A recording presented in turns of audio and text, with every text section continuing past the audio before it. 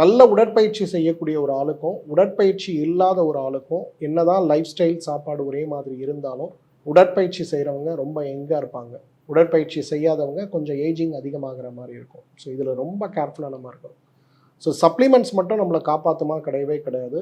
எவ்வளோ ஆக்டிவாக நம்ம இருக்கோமோ அது நம்மளை ரொம்ப பெருசாக காப்பாற்றும். நம்பர் 4, இன்னைக்கு ஏதாவது ஒரு எண்ணெய் தேய்த்து குளிக்கக்கூடிய பழக்கத்தை நம்ம வச்சுக்கணும். இன்னைக்கு ஆயில் பாத் மாதிரி ஸ்கின்னை வந்து ரொம்ப ஆரோக்கியமாக வச்சுக்கக்கூடிய ஒரு விஷயமே கிடையாது. ஏன்னா இன்னைக்கு நான் நிறைய பேரை பார்க்குறேன், யாரெல்லாம் oil bath at least weekly 2 times எடுக்கிறாங்களோ அவங்களுக்கு ஸ்கின் ப்ராப்ளமே வரதை நம்மளால் பார்க்க முடியல. அவ்வளோ பெரிய சேஞ்ச் இருக்கிறத பார்க்க முடியுது.